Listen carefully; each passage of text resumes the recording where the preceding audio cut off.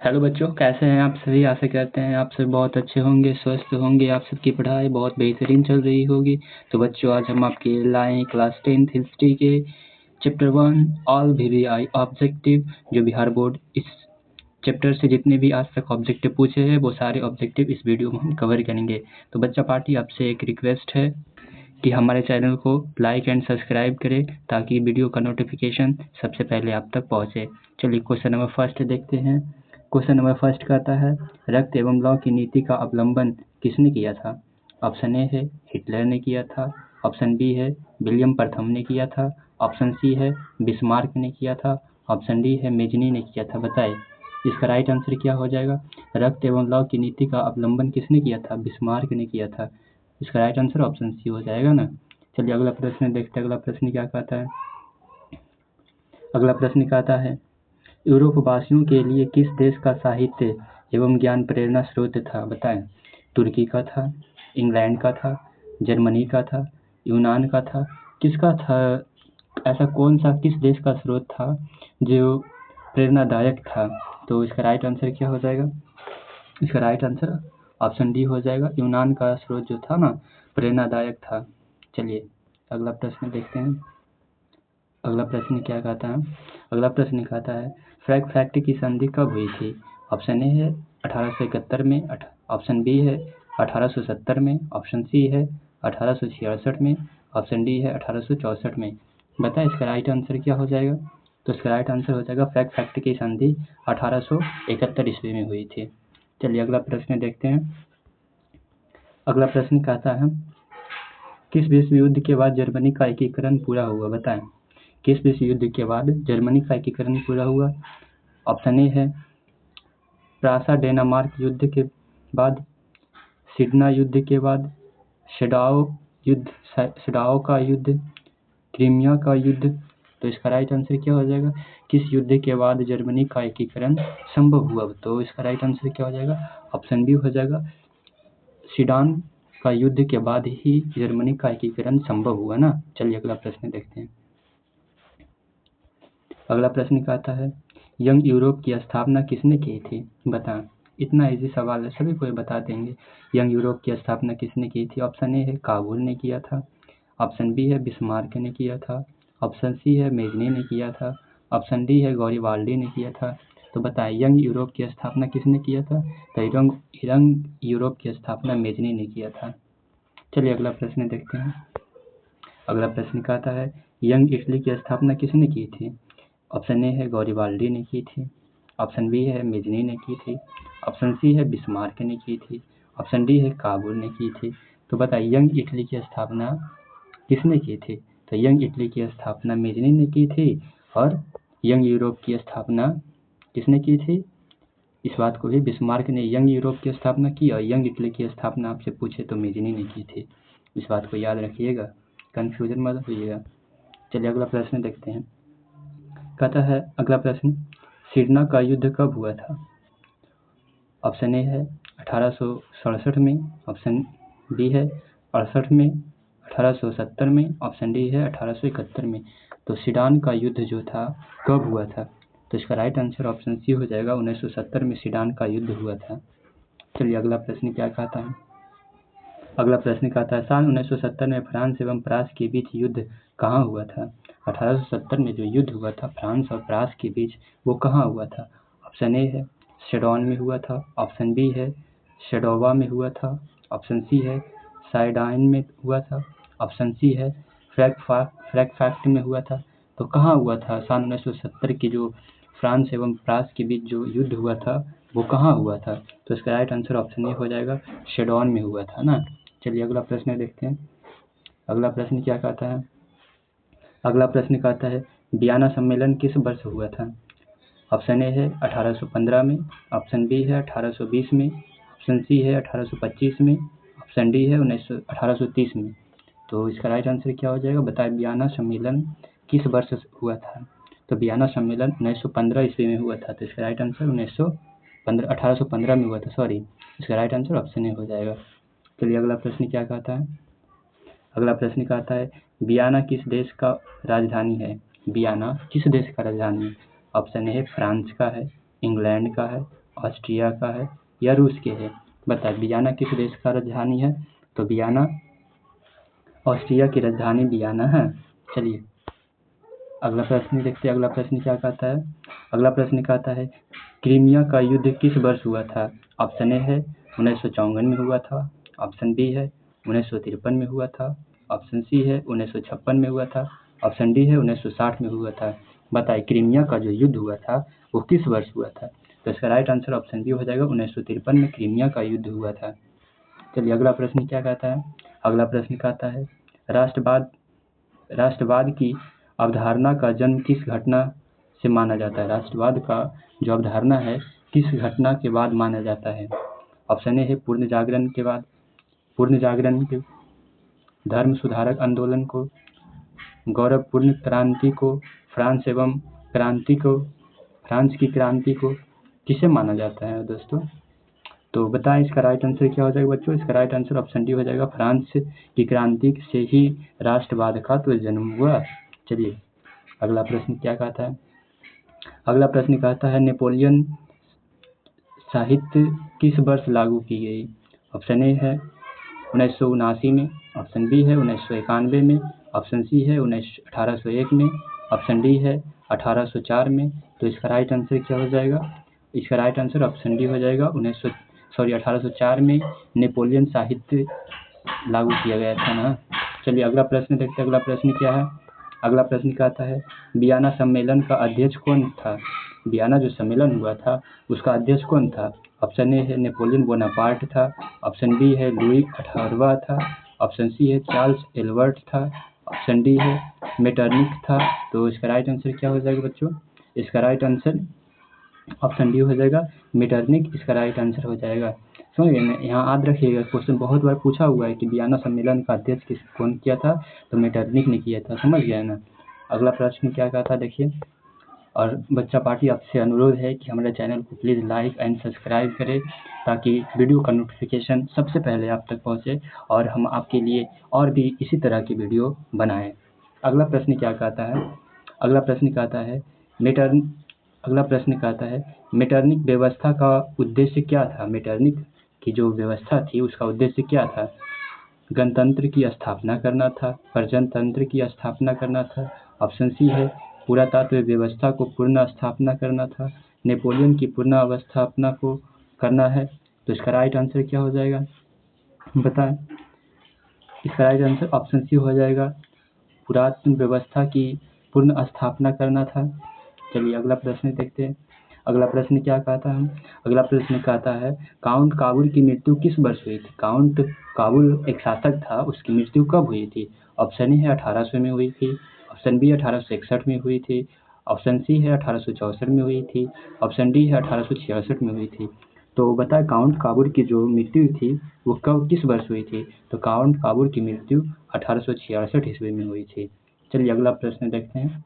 अगला प्रश्न क्या कहता है इटली और जर्मनी के एकीकरण का विरोध कौन था? बताएं। सभी को जानते होंगे कि इटली और जर्मनी के एकीकरण का विरोध कौन था? ऑप्शन ए है ऑस्ट्रिया था, फ्रांस था, ब्रिटेन था, रूस था। सभी को जानते होंगे कि ऑस्ट्रिया इसका विरोध करता था। समझ गए? इटली और जर्मनी के एकीकरण का सबसे बड़ा विरोधी ऑस्ट्रिया था। चलिए अगला प्रश्न देखते हैं। अगला प्रश्न कहता है लाल कुर्ती का गठन किस वर्ष किसने किया था? और ये भी पूछ देगा कि लाल कुर्ती का गठन किस वर्ष हुआ था। देखिए आगे पूछेगा ये सवाल, समझ गए ना? ऑप्शन ए है मेजनी ने किया था, काबूल ने किया था, गौरीवाल्डी ने किया था, बिस्मार्क ने किया था। तो बताए लाल कुर्ती का गठन किसने किया था? तो लाल कुर्ती का गठन सभी को जानते होंगे कि गौरीवाल्डी ने लाल कुर्ती का गठन किया था। समझ गए ना? अगला प्रश्न देखते हैं। अगला प्रश्न कहता है जर्मनी का एकीकरण किस वर्ष पूर्ण हुआ था? ऑप्शन ए है 1866 में हुआ था, 1864 में हुआ था, 1870 में हुआ था, 1871 में हुआ था। तो इसका राइट आंसर क्या हो जाएगा? इसका राइट आंसर ऑप्शन डी हो जाएगा, 1871 ईस्वी में जर्मनी का एकीकरण पूर्ण हुआ था। समझ गया ना? अगला प्रश्न क्या कहता है? अगला प्रश्न कहता है जोल्बेराइन संघ की स्थापना किस वर्ष हुई थी? जोल्बेराइन एक संघ है, समझ गए ना? उसकी स्थापना कब हुई थी? 1830 में हुई थी, 1832 में हुई थी, या 1834 में हुई थी, या 1836 ईस्वी में हुई थी। तो बताए जोल्बेराइन जोल्वेराइन संघ की स्थापना किस वर्ष हुई थी बच्चों? तो 1834 ईस्वी में जोल्वेराइन संघ की स्थापना हुई थी। अगला प्रश्न देखते हैं। अगला प्रश्न कहता है गॉस्टिंग की संधि किस वर्ष हुई थी? ऑप्शन ए है 1864 में हुई थी, 1865 में हुई थी, 1866 में हुई थी या 1870 में हुई थी। तो गॉस्टिंग की संधि किस वर्ष हुई थी? तो इसका हो जाएगा राइट आंसर हो जाएगा ऑप्शन बी हो जाएगा 1865 ईस्वी में गॉस्टिंग की संधि हुई थी। अगला प्रश्न देखते हैं। अगला प्रश्न क्या कहता है? अगला प्रश्न कहता है यूरोपीय सभ्यता का पालन किसे कहा जाता है? यूरोप सभ्यता का पालन किसे कहा जाता है? इटली को कहा जाता है, फ्रांस को कहा जाता है, इंग्लैंड को कहा जाता है या यूनान को कहा जाता है? बताएं, यूरोपीय सभ्यता का पालन किसे कहा जाता है? तो इसका राइट आंसर ऑप्शन डी हो जाएगा, यूनान को यूरोपीय सभ्यता का पालन कहा जाता है। यू से यूरोप, समझ गए ना? देखिए, यू से यूरोप और यू से यूनान, समझ गए? इस तरह से याद रखिएगा। अगला प्रश्न क्या कहता है? अगला प्रश्न कहता है एड्रियन नोपुल की संधि किस वर्ष हुई थी? एड्रियन नोपुल की संधि किस वर्ष हुई थी? 1829 में हुआ था, 1830 में हुई थी, 1831 ईस्वी में हुई थी या 1832 ईस्वी में हुई थी? तो एड्रियन नोपुल की जो संधि हुई थी वो किस वर्ष हुई थी? तो इसका राइट आंसर ऑप्शन ए हो जाएगा, 1829 ईस्वी में एड्रियन नोपुल की संधि हुई थी। समझ गया नहीं? ऐसे ये नहीं पूछेगा, समझ गए ना? संधि इतना सारे इसमें पढ़ा रहे, इसमें एक दो पूछा हुआ है, समझ गए ना, जो एकदम इम्पॉर्टेंट है, जो पूछा हुआ है। अगला प्रश्न क्या कहता है? अगला प्रश्न कहता है सीडान का युद्ध किसके बीच हुआ था? ये देखिए पूछा हुआ प्रश्न है। ऑप्शन ए है ऑस्ट्रिया प्रास के बीच हुआ था, प्रास एवं डेनमार्क के बीच हुआ था, इटली रोम के बीच हुआ था, फ्रांस एवं प्रास के बीच हुआ था। तो बता सीडान का जो युद्ध हुआ था वो किसके बीच हुआ था? तो इसका राइट आंसर सभी को जानते होंगे कि सीडान का युद्ध फ्रांस और प्रास के बीच लड़ा गया था। अगला प्रश्न देखते हैं क्या कहता है। अगला प्रश्न कहा था कि किस वर्ष यूनान का एक स्वतंत्र राष्ट्र घोषित किया गया था? बताएं, किस वर्ष यूनान को एक स्वतंत्र राष्ट्र की दर्जा दिया गया था? ऑप्शन ए है 1830 में दिया गया था, 1832 में दिया गया था या 1834 में दिया गया था या 1836 ईस्वी में दिया गया था। तो यूनान जो एक देश है, सभी को जानते हैं, वो स्वतंत्र राष्ट्र की घोषित कब किया गया था? तो इसका राइट आंसर सभी को जानते होंगे कि 1936 ईस्वी में यूनान को स्वतंत्र राष्ट्र की घोषणा कर दी गई थी। अगला प्रश्न देखते क्या होता है। अगला प्रश्न कहा था किस संधि द्वारा जर्मनी का एकीकरण पूरा हुआ? बताए, किस संधि के द्वारा जर्मनी का एकीकरण पूर्ण हुआ? ऑप्शन ए है डेनमार्क की संधि के द्वारा, गॉस्टिंग की संधि के द्वारा, प्राग की संधि के द्वारा, फ्रैंकफर्ट की संधि के द्वारा। तो किस संधि के द्वारा जर्मनी का एकीकरण पूर्ण हुआ? तो इसका राइट आंसर ऑप्शन डी हो जाएगा, फ्रैंकफर्ट की संधि के द्वारा जर्मनी का एकीकरण पूर्ण हुआ। अगला प्रश्न देखते हैं क्या कहा था। अगला प्रश्न कहा था हंगरी की राजधानी है, बताएं। ये पूछा हुआ सवाल है, हंगरी का राजधानी क्या है? ऑप्शन ए है तुर्की है, बुडपोस्ट है, ऑप्शन सी है प्रास है, ऑप्शन सी है सीडान है। तो हंगरी की राजधानी सभी को जानते होंगे कि हंगरी की राजधानी प्रास है। प्रास को हंगरी की राजधानी कौन है? प्रास है। चलिए अगला प्रश्न देखते हैं। अगला प्रश्न क्या कहता है? अगला प्रश्न कहता है गीजो कहाँ का प्रधानमंत्री था? गीजो कहाँ का प्रधानमंत्री था? ऑप्शन ए है प्रास का था, ऑप्शन बी है तुर्की का था, ऑप्शन सी है फ्रांस का था, ऑप्शन सी है सीडान का था। तो गीजो जो था वो कहाँ का प्रधानमंत्री था? तो इसका राइट आंसर हो जाएगा फ्रांस। समझ गए ना? फ्रांस का प्रधानमंत्री गीजो था। ये पूछा हुआ नहीं है, समझ गया ना? अगला प्रश्न कहता है शेडोवा का युद्ध किसके बीच हुआ था? शेडोवा का जो युद्ध हुआ था वो किसके बीच हुआ था? ऑप्शन ए है ऑस्ट्रिया एवं सीडान के बीच हुआ था, ऑप्शन बी है ऑस्ट्रिया एवं प्रास के बीच हुआ था, ऑप्शन सी है सीडान एवं प्रास के बीच हुआ था, ऑप्शन डी है तुर्की एवं मिस्र के बीच हुआ था। तो शेडोवा का युद्ध जो हुआ था वो किसके बीच हुआ था? तो सभी को जानते होंगे कि शेडोवा का जो युद्ध हुआ था ऑस्ट्रेलिया और प्रास के बीच हुआ था। चलिए अगला प्रश्न देखते हैं क्या कहा था। अगला प्रश्न कहता है ओटो को निम्न में से कहाँ का राजा घोषित किया गया था? ओटो एक व्यक्ति था, वो कहाँ का राजा था? रूस का था, यूनान का था, फ्रांस का था या जर्मनी का था? तो ओटो जो राजा था वो कहाँ का राजा था? तो सभी को जानते हैं कि ओटो यूनान का राजा था। अगला प्रश्न देखते क्या कहता है। अगला प्रश्न का आता है यंग यूरोप की स्थापना किसने की थी? VVI, MVVI से लगा लीजिए, समझ गए ना, बहुत बार ये पूछा हुआ है। क्या कहता है, यंग यूरोप की स्थापना किसने की थी? काबूल ने की थी, मेजनी ने की थी, बिस्मार्क ने की थी या गॉरिबाल्डी ने की थी? तो बताइए यंग यूरोप की स्थापना किसने की थी? तो यंग यूरोप की स्थापना मेजनी ने की थी, समझ गए ना। अगला प्रश्न देखते क्या कहता है। अगला प्रश्न कहता है यूनान के स्वतंत्रता संग्राम में किसकी पराजय हुई थी? यूरोप के स्वतंत्रता संग्राम की जब युद्ध हो रही थी तो किसका पराजित हुआ था? कौन हार गया था? ऑप्शन ए है रूस हार गया था, तुर्की का पराजित हुआ था, यूनान हुआ था, फ्रांस हुआ था। तो सभी कोई जानते होंगे कि यूनान की जब युद्ध हो रही थी तो तुर्की को हार मिला था और यूनान जीत गया था, समझ गए ना। अगला प्रश्न देखते हैं। अगला प्रश्न कहता है गॉरिबाल्डी पेशे से क्या था? सभी कोई जानते होंगे कि गॉरिबाल्डी पेशे से क्या था। यहाँ पे देखिए, यहाँ पे नहीं दिया गया, समझ गए नहीं, यहाँ पे कट गया है इसका। तो सभी कोई जानते होंगे कि गॉरिबाल्डी पेशे से एक व्यापारी था, समझ गया ना। चलिए इसका ऑप्शन हम बता दिए। अगला प्रश्न देखते हैं। अगला प्रश्न क्या कहता है। अगला प्रश्न कहता है काउंट काबूल को विक्टर एम्यूनल ने किस वर्ष पद पर नियुक्त किया था? जो काउंट काबूल था, विक्टर एम्यूनेल ने किस पद पर उन्हें नियुक्त किया था? ऑप्शन ए सेनापति के पद पर किया था, फ्रांस के राजदूत के पद पर किया था, प्रधानमंत्री के पद पर नियुक्त किया था या गृह मंत्री के पद पर नियुक्त किया था? तो किस पद पर नियुक्त किया था? तो प्रधानमंत्री के पद पर नियुक्त किया था। इसमें देखिए अधिकांश जो था व्यक्ति था ना प्रधानमंत्री के पद पर ही नियुक्त हुआ था, समझ गए। तो पूछे तो प्रधानमंत्री ही लगाइएगा। अगला प्रश्न कहता है रक्त एवं लव की नीति का अवलंबन किसने किया था? ये भी लिख लीजिए, MVVI है, समझ गए ना, छपा हुआ है ये। ऑप्शन ए है मेजनी ने किया था, हिटलर ने किया था, बिस्मार्क ने किया था या विलियम प्रथम ने किया था? किसने किया था? रक्त एवं लव की नीति का अवलंबन किसने किया था? तो इसका राइट आंसर बिस्मार्क हो जाएगा। ये रिपीटेड क्वेश्चन है, समझ गए ना। MVVI एकदम छपल रहेगा, देखते रहिएगा। अगला क्वेश्चन क्या कहता है। अगला क्वेश्चन कहता है वियना कांग्रेस के द्वारा फ्रांस में किस शासक वंश ने पुनः स्थापना की थी? ऑप्शन ए हैब्सबर्ग ने किया था, आर्लियन ने किया था, बुर्बो वंश ने किया था या जारशाही ने किया था? किसने किया था? तो इसका राइट आंसर ऑप्शन बुर्बो वंश ने किया था, ऑप्शन सी हो जाएगा इसका राइट आंसर। अगला प्रश्न देखते हैं। अगला प्रश्न क्या कहता है। अगला प्रश्न कहता है जर्मनी राइन राज्य का निर्माण किसने किया था? ये भी देखिए MVVI है, समझ गए ना।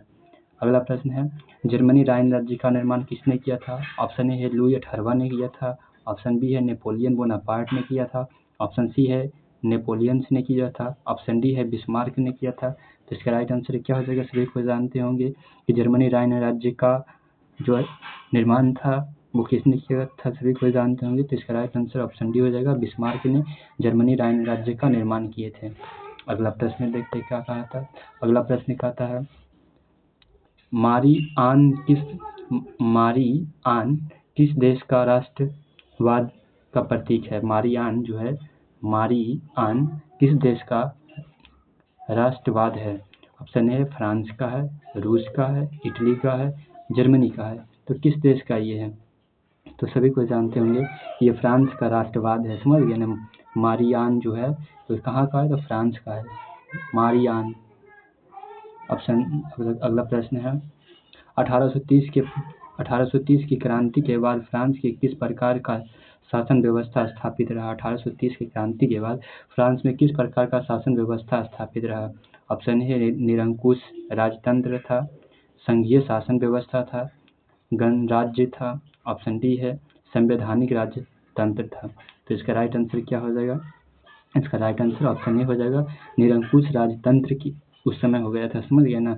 उस समय क्या हुआ था ना कि 1830 में क्रांति के बाद फ्रांस की हार हो गई थी और उस समय फ्रांस का जो राजा था बहुत ही निरंकुश, अति निरंकुश वो राजा था, समझ गए। अगला प्रश्न देखते हैं और लास्ट प्रश्न आज का। तो बच्चों आपसे विनम्र निवेदन है कि आप हमारे चैनल को सपोर्ट करिए, अधिक से लाइक एंड सब्सक्राइब करिए ताकि हम आपके लिए इससे भी बेहतर आपके लिए वीडियो उपलब्ध करा सके, ताकि आप अपने एग्ज़ाम में बेहतर से बेहतर करने का प्रयास करें। और हम एक वीडियो बनाएंगे उसमें बताएंगे कि 300 प्लस 350 प्लस नंबर कैसे लाएं। जो अंतिम प्रश्न है एक्ट ऑफ यूनियन किस वर्ष पारित हुआ था? ऑप्शन ए है 1888 में, 1707 में, ऑप्शन सी है 1788 में, ऑप्शन डी है 1807 में। तो एक्ट ऑफ यूनियन किस वर्ष स्थापित हुआ था? तो सभी को जानते होंगे कि 1888 में एक्ट ऑफ यूनियन की स्थापना हुई थी। इसी के साथ आज का वीडियो यहीं तक, और आपसे विदा देते हैं। आपसे अनुरोध करते हैं कि हमारे चैनल को प्लीज़ लाइक एंड सब्सक्राइब करें, ताकि हमारा मनोबल बढ़े और हम आपके लिए इससे भी बेहतर वीडियो और कंटेंट प्रोवाइड करें। थैंक यू बच्चों।